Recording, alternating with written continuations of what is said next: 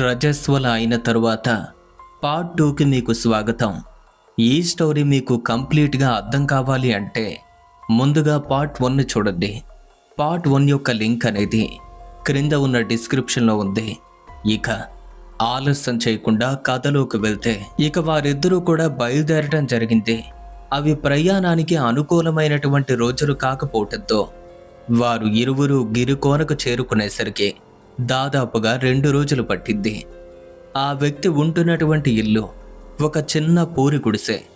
ఇల్లు కూడా దాదాపుగా చూడటానికి ఏదోలా అనిపిస్తుంది.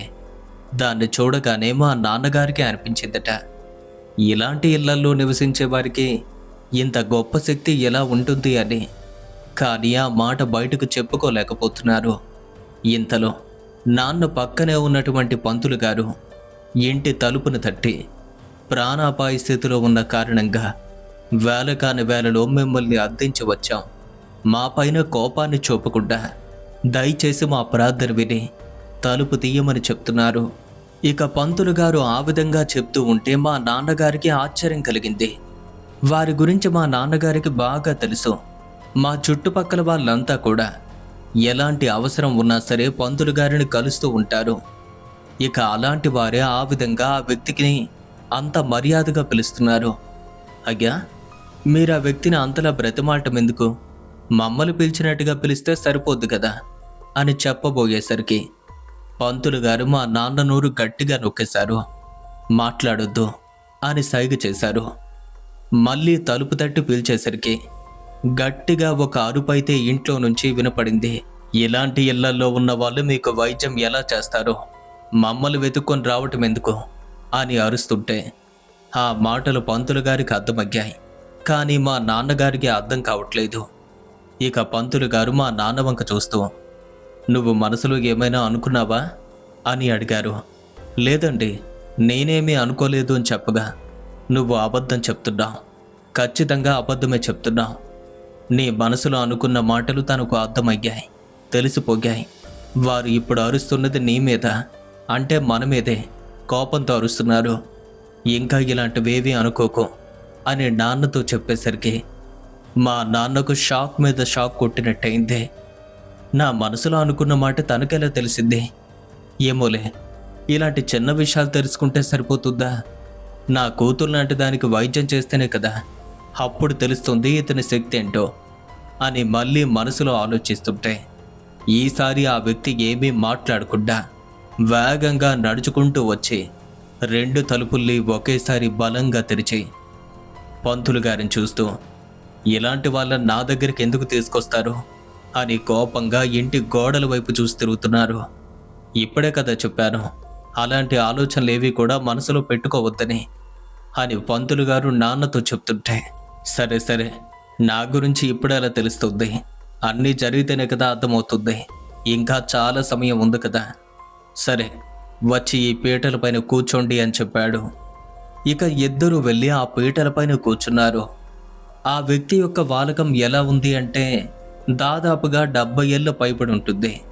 తన శరీరం పైన గోచి తప్ప ఒక్క తుండు కూడా లేదు. మొత్తం ఒక అడవి మనిషిలా కనిపిస్తున్నాడు. ఇల్లంతా చూస్తే 2 మట్టి కుండలు, అవి కూడా పాడైపోయినట్టుగా కనిపిస్తున్నాయి.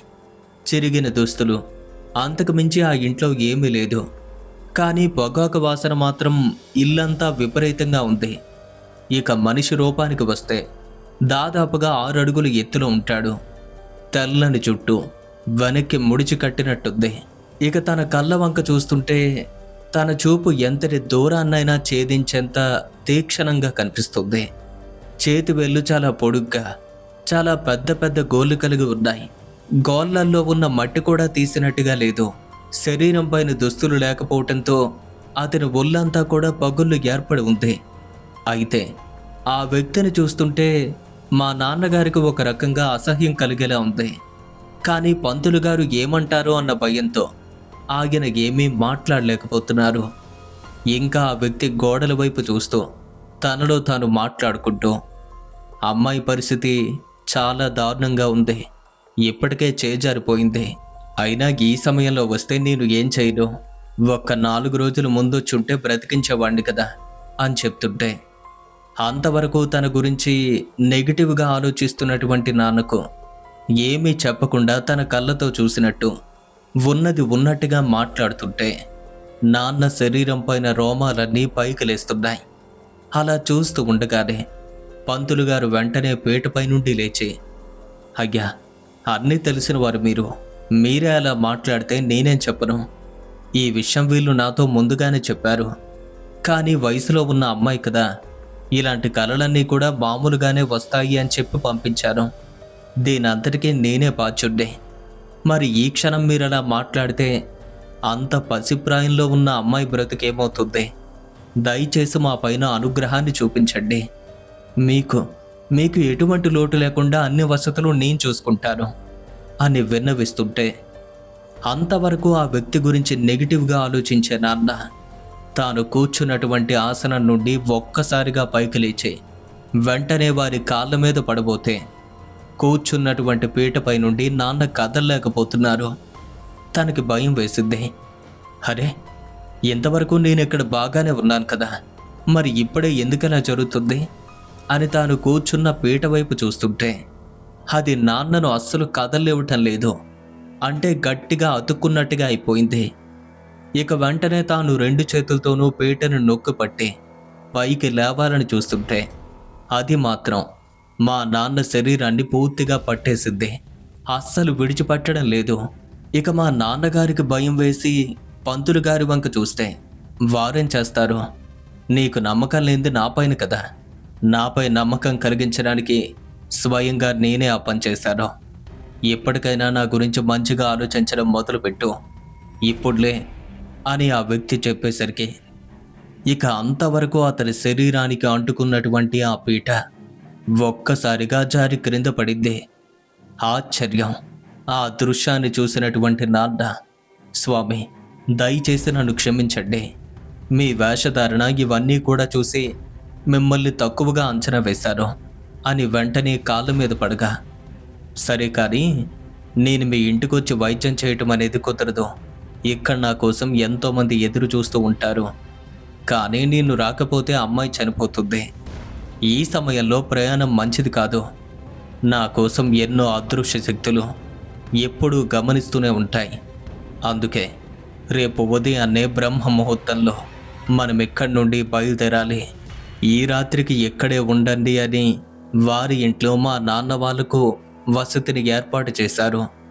ఆ రాత్రి మా నాన్నకు నిద్ర పట్టక ఆ వ్యక్తిని గమనిస్తుంటే కనీసం నిద్రపోవాలి అన్న ఆలోచన కూడా లేకుండా ఒక మూల కూర్చుని రాత్రంతా కూడా చుట్ట కారుస్తూ తనలో తాను ఏదేదో మాట్లాడుకుంటూ గడిపారట.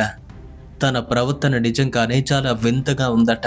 ఇక పంతులు గారి విషయానికి వస్తే తాను చాలా హాయిగా నిద్రపోయారు. అర్ధరాత్రి కూడా గడిచింది.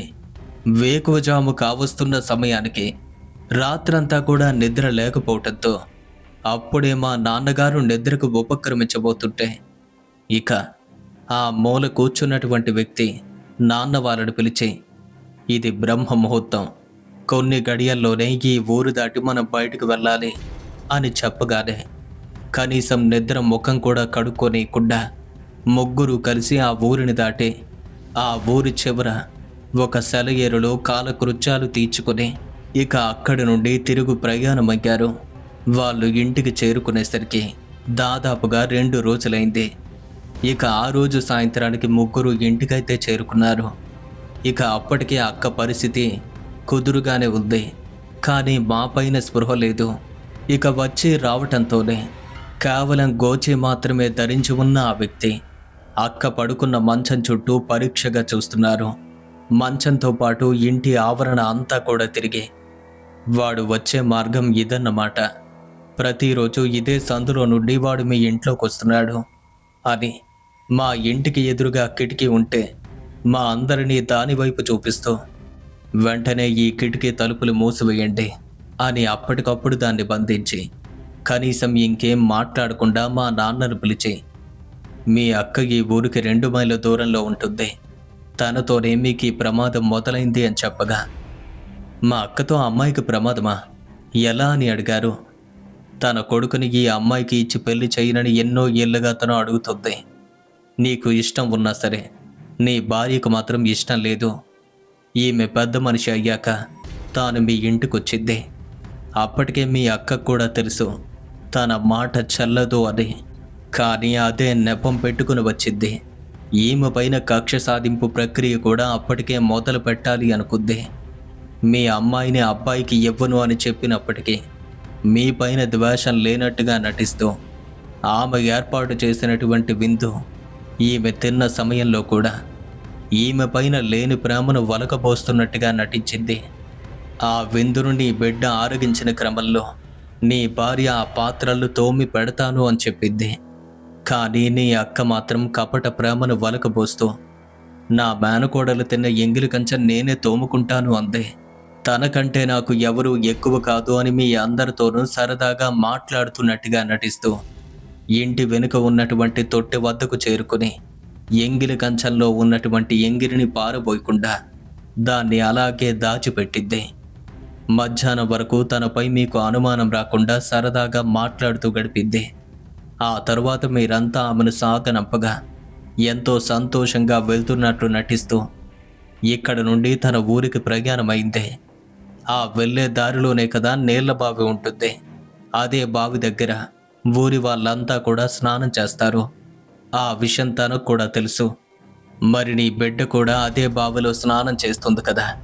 ఇక్కడే దీని పతనం మొదలు పెట్టాలని ఆ సమయంలో ఎవ్వరూ లేకపోయేసరికి బావి దగ్గర ఉన్నటువంటి పుట్ట వద్దకు చేరుకుని ఎంగిలి కంచాల్లో దాచిపెట్టిన ఎంగిలి నీళ్లను ఆ పుట్టపైన పారబోసి అదే పుట్టమన్ను తీసుకుని తన ఊరికి చేరుకుంది. ఇక ఆలస్యం చేయకుండా అప్పటికే తాను ఏర్పాటు చేసుకున్న మంత్రగాడిని కలిసి ఎంగిలి నీళ్లతో కలిసిన పుట్టమన్నును తన చేతిలో పెట్టింది. అప్పుడు మొదలైందిరా ఆ ప్రయోగం. అదే రాత్రి మంత్రగాడితో కలిసి ఆ ఊరి శ్మశానంలో ప్రయోగాన్ని మొదలుపెట్టింది. సరిగ్గా అర్ధరాత్రి సమయానికి ప్రయోగం ముగిసిన మరుక్షణమే తాను విడిచిపెట్టిన కామ పిశాచి నీ కూతురు దగ్గరకు చేరుకుంది. అప్పటి నుండి ప్రతిరోజు రాత్రి నీ కూతుర్ని గమనిస్తున్న కామ పిశాచి మొదటిసారిగా తాను బహిష్టు సమయంలో ఈ అమ్మాయితో కలవటం జరిగింది. అది మొదలు ఇప్పటి వరకు ప్రతిరోజు ఈమెను అనుభవిస్తుంది అని ఒక్కొక్క మాట చెప్తుంటే మేమంతా వణికిపోతున్నాం. స్వయంగా జరిగిందంతా కూడా తన కళ్ళతో చూసినట్టు ఉన్నది ఉన్నట్టుగా వాస్తవాలు బయటపడుతూ దీనంతటికీ కారణం మా అత్తమ్మ అని చెప్పేసరికి చాలా భయపడ్డాం. మరి దీనికి పరిష్కారం ఏంటి స్వామి? అమ్మాయిని కాపాడుకోవటం ఎలా స్వామి అని పంతులు గారు అడగ్గా ఇప్పుడు మనం చాలా కష్టపడాల్సి ఉంది. అంతేకాదు ఒక జీవి కూడా నాకు కావాలి అని చెప్పగా జీవి అంటే కోడి కావాలా లేక పొట్టేలు కావాలా అనుకున్నాం. అదే కారణంతో మీరు దేన్ని తీసుకురమ్మంటే అది తీసుకువస్తారు అని మా నాన్న చెప్పడంతో జీవి అంటే కోడి కాదు పొట్టేలు కాదు ఒక మనిషి కావాలని చెప్పారు. ఇక ఆ మాట వినగానే మా నాన్నకు గుండె ఆగినంత పనైంది. అంటే ఈ అమ్మాయిని బ్రతికించడం కోసం మాలో ఎవరైనా బలివ్వాలా అని అడిగారు. అందుకు ఆ వ్యక్తి మా నాన్నగారితో ఎవ్వరినీ బలివ్వటం కాదు, కేవలం శ్మశాన వార్త నాకు తెలియచేయటం కోసం. అలా అని మీరు భయపడాల్సిన అవసరం లేదు. ఎవరో ఒకరు ధైర్యంగా ముందుకొచ్చి నేను ఉంటాను అని ఒక్క మాట చెప్తే చాలు, రేపటి రాత్రి నుండి ప్రక్రియ మొదలు పెడతాను అని చెప్పగా అందుకు ఎవరో ఎందుకు స్వామి, ఆ పని నేనే చేస్తాను అని చెప్పగా అందుకు పురుషులు పనికిరారు, కేవలం స్త్రీలు మాత్రమే కావాలి, పైగా పెళ్లి కాని వాళ్ళు మాత్రమే కావాలి అని చెప్పగా మాలో ఎవ్వరూ లేరు అని అంతా చర్చించుకుంటున్న సమయంలో ఇక పక్కనే ఉన్నటువంటి నేను ధైర్యంగా ముందుకు వెళ్ళి స్వామి నేను ఆ పని చేయొచ్చా అని అడిగాను. నా మాటలు విన్నటువంటి మా నాన్నగారు భయపడిపోయారు. ఇక మా నాన్నగారిని వెంటనే పంతులు గారు అడ్డుకొని అతన్ని మీరు ఇంకా తక్కువ అంచనా వేస్తున్నారు, మీరు ధైర్యంగా ఉండండి, మీ అమ్మాయికి ఏమీ కాదు, ఇంకాస్త ప్రోత్సహించండి అని చెప్పడంతో వారిపైన నమ్మకంతో స్వయంగా నేనే ఆ ప్రక్రియలో భాగం కావలసి వచ్చింది. వారు మా ఇంట్లోనే ఒక ప్రత్యేకమైన గదిలో ఉన్నారు. మరుసటి రోజు ఉదయం నుండే అవసరమైన దినుసులన్నింటినీ సమకూర్చుకుంటున్నారు. ఇక ఆ రోజు రాత్రి ఆ ప్రక్రియ మొదలు కాబోతుంది. చీకటి పడే సమయానికి అక్క ఒంటరిగా తన గదిలోకి వెళ్ళిపోయేందుకు సిద్ధపడుతుంది. ఇక అతను చెప్పినట్టుగానే అన్నింటినీ సిద్ధం చేసి తాను ఉన్నటువంటి గదిలోకి ప్రవేశించారు. ఇక అప్పటికే ఆ గదిలో ఉన్నది స్వామితో పాటు పంతులు గారు మరియు అలాగే నాన్నగారు మాత్రమే. మిగతా ఆడవాళ్ళెవ్వరూ కూడా అక్కడ ఉండకూడదు అని చెప్పడంతో మా అమ్మ అప్పటికప్పుడు వేరే ఇంటికైతే వెళ్ళిపోయింది. అతను వెంటనే త్రికోణాలతో కూడిన ఒక పెద్ద ముగ్గును వేసి ఆ ముగ్గును 3 రంగులతో అలంకరించి ప్రక్రియకు అవసరమైనటువంటి అన్ని దినుసులు ముగ్గు చుట్టూ పేర్చుకుని నన్ను ముగ్గు పైన వెళ్ళకలా పడుకోమని చెప్పారు. నేను వెళ్ళి అలానే పడుకున్నాను. నీకేమీ కాదు, భయపడాల్సిన అవసరం లేదు, ధైర్యంగా ఉండు అని నాకు ధైర్యాన్ని నూరిపోసి పడుకున్నటువంటి నా 2 చేతులు చాపి అక్కడే ఉన్నటువంటి అక్షతలు తీసుకుని నా అరచేతులు 2 కనిపించకుండా అక్షంతలతో మూసివేయటం జరిగింది. వెంటనే ఒక్కొక్క దీపాన్ని వెలిగించి నా చుట్టూ పెడుతున్నారు. కాసేపటికి గది అంతా కూడా దీపాలతో నిండుకుంది. తరువాత 2 మట్టి దీపాలు ముట్టించి నా చేతులపైన పెట్టేసరికి ఇక అంతవరకు వారు చేసే ప్రయోగాన్ని చూస్తున్నటువంటి నేను నా చేతుల్లో దీపాలు పెట్టేసరికి మైకం కమ్మినట్టుగా అనిపించింది. కళ్ళు తెరవాలి అనుకున్నాను కానీ నా వల్ల కావటం లేదు. అప్పుడే ఆగిన పూజను మొదలుపెట్టి తాంత్రిక పద్ధతిలో మంత్రాలు చదువుతున్నారు. సమయం గడుస్తున్న కొలది నిమిషాలు గంటలు గడుస్తున్నాయి. సరిగ్గా అర్ధరాత్రి వేళ అది. అంతవరకు నాలో కదలికలు లేవు. అది గమనించి మా నాన్నగారు భయపడ్డారు. కానీ అతను నాన్నకు ధైర్యం చెప్పి, ఇప్పుడు నీ బిడ్డ శరీరంలో తన ఆత్మ లేదు, తన ఆత్మ బయట ప్రపంచాన్ని గమనిస్తుంది, నేను అడిగినప్పుడు మాత్రమే సమాధానం చెప్తుంది, అంతవరకు తాను మాట్లాడదు, జాగ్రత్తగా విను. ఇదే పరకాయ ప్రవేశ విద్యలో మొదటి ప్రక్రియ. కానీ మనం పూర్తి పరకాయ ప్రవేశ విద్యను పాటించాల్సిన అవసరం కూడా లేదు. కేవలం తన శరీరం నుండి ఆత్మను మాత్రమే వేరు చేశాం. ఈమె ఆత్మ ద్వారా బయట ప్రపంచంలో ఏం జరుగుతుందో మనం తెలుసుకోబోతున్నాం. అలా ఎప్పుడైతే ఆ స్వామీజీ మా నాన్నగారితో విషయాన్ని చెప్పారో ఆ క్షణం మా నాన్నకు అర్థమైంది అతను ఎంతటి శక్తివంతులు అని. సమయం దగ్గర పడుతున్న కొలది నాన్న మనసులో ఏదో తెలియని భయం, కానీ అతని మీద నమ్మకంతో ధైర్యంగా ఉన్నట్టు కనిపిస్తున్నారు. సమయం గడిచిద్ది. అర్ధరాత్రి కావచ్చిద్ది. సరిగ్గా అప్పుడే కదలకుండా పడుకుని ఏదో తెలియని మైకంలో ఉన్నటువంటి నా చెవిలో, ఇప్పుడు నువ్వు బయట ప్రపంచంలోకి వెళ్ళొచ్చు. అలా వెళ్ళినటువంటి నువ్వు నీ అక్క నిద్రిస్తున్న గదిలో ఏం జరుగుతుందో చూసి నేను అడిగినప్పుడు మాత్రమే నాకు చెప్పాలి అని చెప్పారు. ఇక వెంటనే నేను నా శరీరం నుండి వేరేగాను.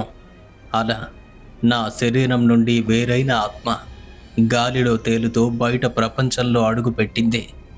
ఇక అప్పటికి బయట ప్రపంచమంతా కూడా గాఢాంధకారంలో మునిగిపోయింది.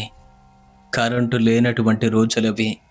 పూర్తిగా వీధులంతా కూడా చీకట్లో మునిగి మరింత నిశ్శబ్దాన్ని సంతరించుకుని ఉండగా ఏం జరగబోతుందా అని ఎదురు చూస్తున్న సమయంలో ఒక్కసారిగా అక్క పడుకున్న గది యొక్క కిటికీ తలుపులు పెద్దగా శబ్దం చేస్తూ తెరుచుకున్నాయి.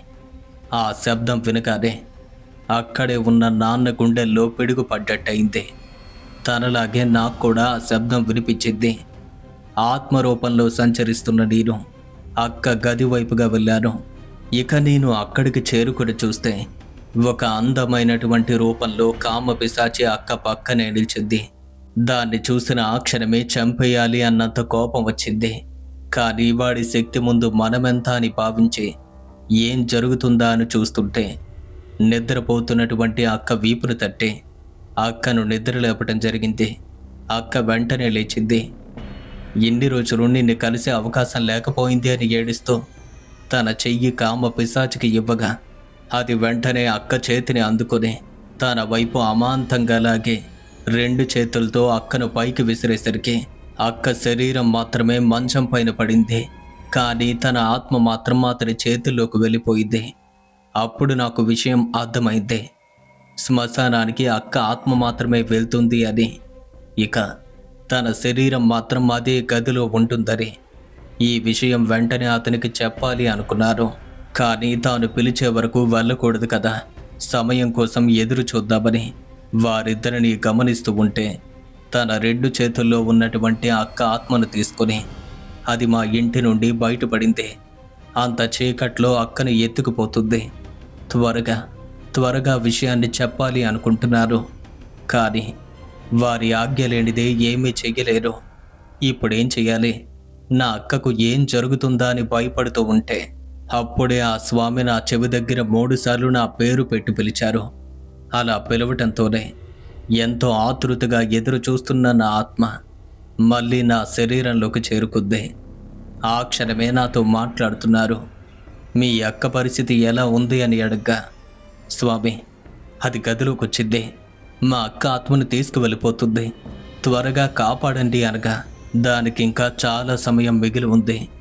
ఇప్పుడు వాళ్ళు ఎక్కడున్నారు, మీ అక్కను ఎక్కడికి తీసుకువెళ్తున్నాడు, ఆ విషయాలు నాకు పూర్తిగా తెలియాలి. ఆలస్యం చేయకుండా వారిని వెంబడించు అని చెప్పారు. తాను అలా నా చెవిలో చెప్పగానే ఒక్కసారిగా నా ఆత్మ మళ్ళీ వేరైంది. గాలిలో సంచరిస్తూ మళ్ళీ వారిని వెతకడం మొదలుపెట్టింది. ఎక్కడా వారి జాడైతే కనిపించలేదు. నా అక్క ఏమైపోతుందో అన్న భయంతో ఎంతో వేగంగా తిరుగుతూ ఉంటే మా ఊరికి ఉత్తర దిక్కున ఉన్నటువంటి శ్మశాన మార్గంలో కామ పిశాచి అక్కను అక్కడకు తీసుకువెళ్తూ కనిపించింది. అక్క పిశాచి కళ్ళలోకి చూస్తుంది, అది కూడా అక్కను చూస్తుంది. పూర్తిగా తన వశం చేసుకోవాలని ప్రయత్నిస్తుంది. ఆ దృశ్యాన్ని చూస్తున్న నేను చాలా కోపడుతున్నాను.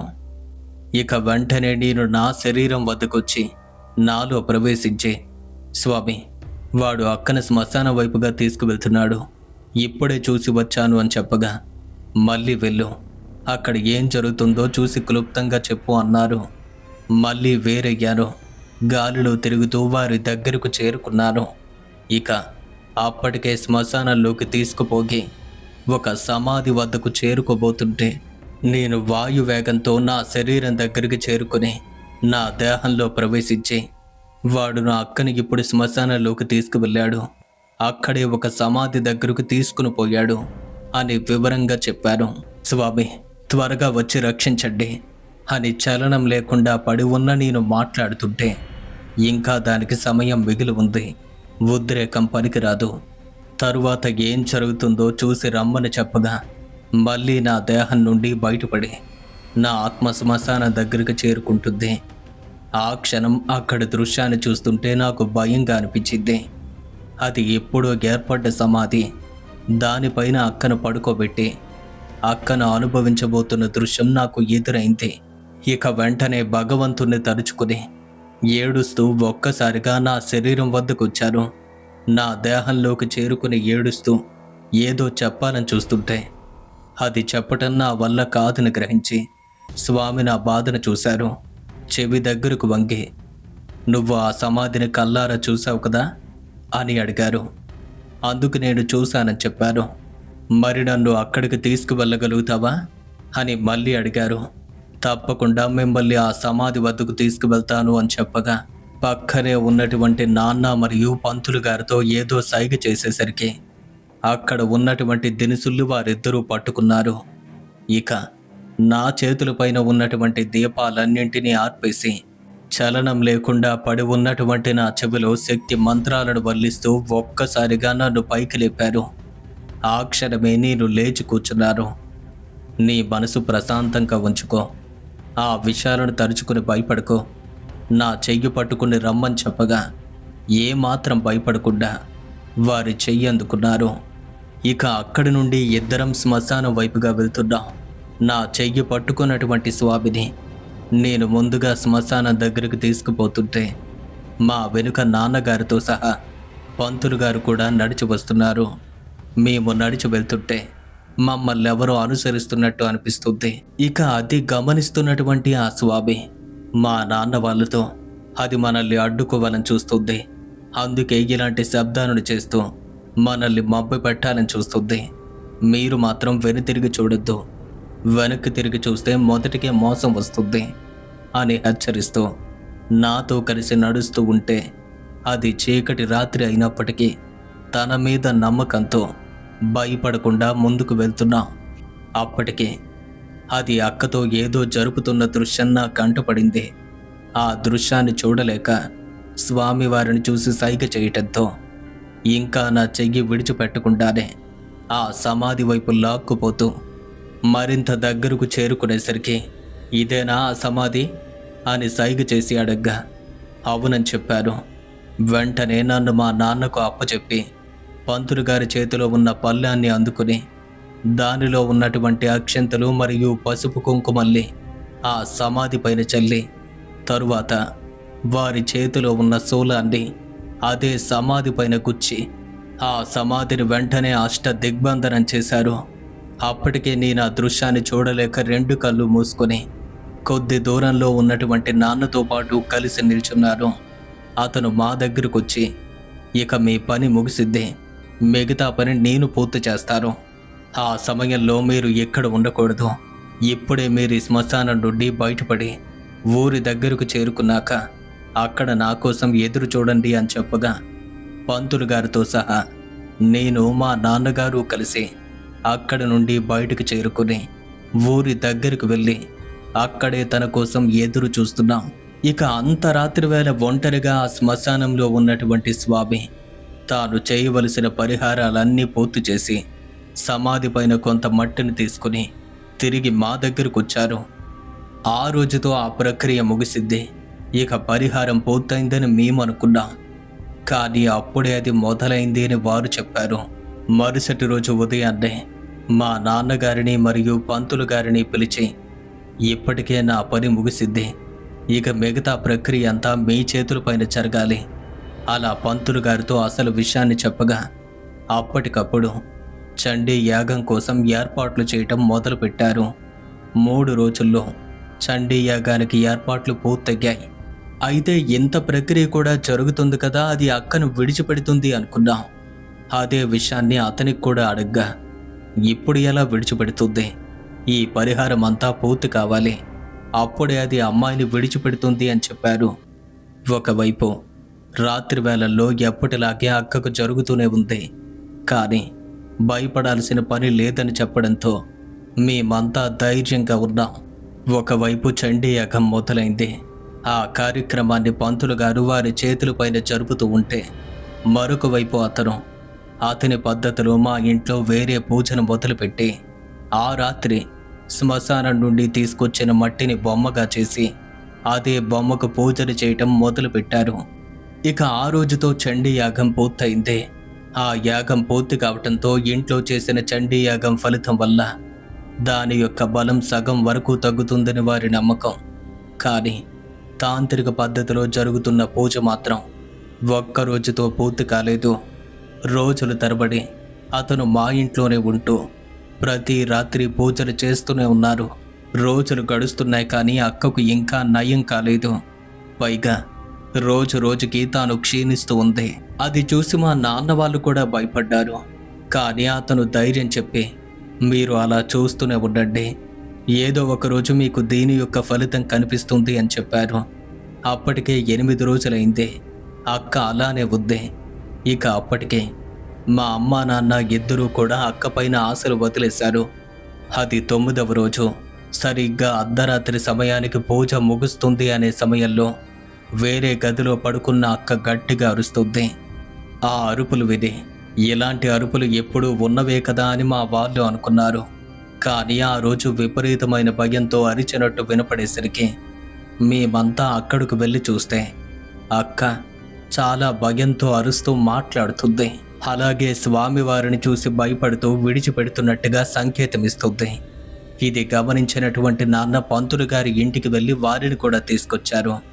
అంతా చూస్తూ ఉండగా అక్క మెల్లగా మంచంపై నుండి లేచి వచ్చి అతని పాదాలపైన పడి నన్నింక విడిచిపెట్టండి, ఇప్పటికే నా శక్తి పూర్తిగా నిర్వీర్యమైంది అని ఒక మగవాడి గొంతులో మాట్లాడుతుంది. అయితే అదంతా కేవలం నటిస్తుంది అని మా వాళ్ళంతా అనుకున్నారు. కానీ అది నిజమని ఒక్క స్వామీజీకి మాత్రమే తెలుసు. తన మాటలు వింటున్న స్వామివారు, నువ్వు కామ పిశాచివి కదా, నీ కామం కోసం ఎవరినైనా బలి తీసుకుంటావు, నీ శక్తి ఏ పాటిదో నేను కూడా చూస్తాను, నువ్వు చేయాల్సింది నువ్వు చేసుకో, నా పని నేను చేస్తాను అనగా అలా మాట్లాడి వెళ్ళిపోతున్న స్వామివారి 2 కాళ్ళు పట్టుకుని మీకు పుణ్యం ఉంటుంది. నా శక్తి నాశనం అయిపోయింది. ఇక అమ్మాయిని విడిచిపెట్టి వెళ్ళిపోతారు. దయచేసి నాకు ఆజ్ఞ ఇవ్వండి అని అడుగుతుంటే ఇక అప్పటికి మా వాళ్ళకి అర్థమైంది మాట్లాడుతున్నది అదే అని. కానీ స్వామివారు మాత్రం మొండికేసి మాట్లాడుతున్నారు. నిన్ను ఎవడో ఒక మంత్రగాడు దీనిపైన విడిచిపెట్టాడు కదా, ఆ పని పూర్తి చేసి ఈమెను చంపి నీతో పాటు తీసుకువెళ్ళు. ఇక మాకే అమ్మాయితో పని లేదు అని చెప్తుంటే లేదు నేను తప్పు చేశాను. తన మాటలు విని ఈ అమ్మాయి మీదకి వచ్చేశాను. ఇప్పటికీ నేను చేసిన తప్పు నాకు అర్థమైంది అని బ్రతిమలాడుతూ కాళ్ళపైన పడి ఏడుస్తుంది. సరే వదిలేస్తామో అంతా బాగానే ఉంది, కానీ నిన్ను విడిచిపెట్టడం వల్ల మాకు లాభం ఏంటి అని అడిగారు. మీకేం కావాలో చెప్పండి, ఆ పని పూర్తి చేసి వెళ్తారు అని చెప్తుంటే సరే చెప్తాను విను, నా మాటలు జాగ్రత్తగా విను. దీనంతరికీ ఎవరు కారణమని అడగ్గా నన్ను ఈ అమ్మాయి పైన ప్రయోగించింది ఒక మాంత్రికుడు, కానీ వాడితో మాట్లాడింది ఈమె మేనత్త. అంతేకాదు ఆ మంత్రగాడికి ఈమె మేనత్తకు అక్రమ సంబంధం కూడా ఉంది. అందుకే వారిద్దరూ ఒకటే నన్ను ఈమె పైకి ప్రయోగించారు అని అసలు రహస్యాన్ని చెప్పగా, నిన్ను విడిచిపెట్టాక మళ్ళీ నువ్వు అమ్మాయి పైన ప్రతిఘటిస్తే ఈ అమ్మాయి పరిస్థితి ఏంటని అడిగారు. అందుకు ఆ పిశాచి చెప్పిన మాటలు ఏంటంటే, ఇప్పటికే నా శక్తి మొత్తాన్ని కోల్పోయాను, ఇంకా మనిషిని ఆవహించి నా శక్తి చేత చంపే ఓపిక నాలో పూర్తిగా లేదు. ఇప్పుడే కాదు, నా పూర్తి ఆయుష్ ముగిసే వరకు ఇలాంటి వాటికి నేను పనికిరాను. దయచేసి నా మాటలు నమ్మండి. నేను శక్తి మొత్తాన్ని కోల్పోయినటువంటి ఒక కామ పిశాచిని. మీకు అలాంటి భయం లేదు అని వారి కాళ్ళపైన పడి ప్రాధేయపడగా, ఆ విషయం స్వామివారికి తెలిసి ఉండటంతో అక్కను ఆవహించి ఉన్న పిశాచిని పాత్రలో బంధించి ఆ రాత్రి అతను మా ఇంట్లోనే గడిపి ఉదయాన్నే మా నాన్నను మా అత్తమ్మ దగ్గరకు పంపించి ఏదో ఒక అబద్ధం చెప్పి మా ఇంటికి ఆమెను తీసుకుని వచ్చారు. స్వామీజీని చూసి ముందుగా ఎవరు అనుకుంది, కానీ ఆ తరువాత అతను అత్తతో మాట్లాడుతూ, నువ్వు చాలా పెద్ద తప్పు చేశావు. పెళ్లి చేసుకుని సంతానాన్ని కన్నాక కూడా ఒక మంత్రగాడితో అక్రమ సంబంధం పెట్టుకుని చివరికి నీ తమ్ముడి బిడ్డను కూడా బలి తీసుకోవాలని చూశావు.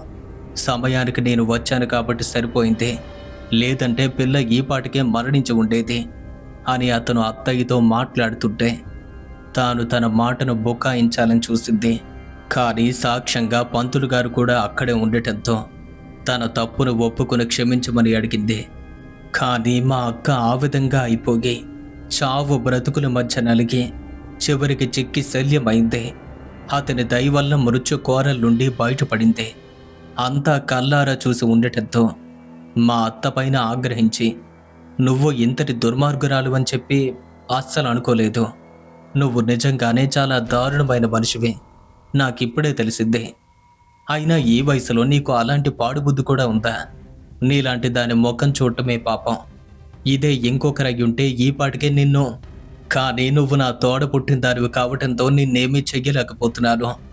ఇక ముందు నీ ముఖాన్ని నాకు చూపించుకో అని మెడపట్టి ఇంటి నుండి బయటకు గెంటేశారు. ఇక ఆ దృశ్యాన్ని వీధిలో వాళ్ళంతా చూడటంతో అవమాన భారంతో వారి ఇంటికి చేరుకుంది. ఈ విషయం అందరికీ తెలిస్తే తల ఎత్తుకొని బ్రతికే అవకాశం కూడా లేదని గ్రహించి అదే రాత్రి తాను చనిపోయింది. ఆ మరుసటి రోజు అంత దూరం నుండి అంత వయసులో మా కోసం ఇంటికొచ్చి మా అక్కకు ప్రాణం పోసిన స్వామికి మా శక్తికి మించి ధనాన్ని ఇచ్చి తృప్తిగా వారినైతే పంపించాం. అలాగే దానికి సంబంధించిన పిశాచిని కూడా తనతో పాటు తీసుకువెళ్ళి ఒక నిర్జన ప్రదేశంలో దాన్ని విడిచిపెట్టేశారు. అక్కడి నుండి అక్క నెమ్మదిగా కోలుకుంది. సుమారుగా 6 నెలలు గడిచేసరికి సాధారణంగా మారిపోయింది.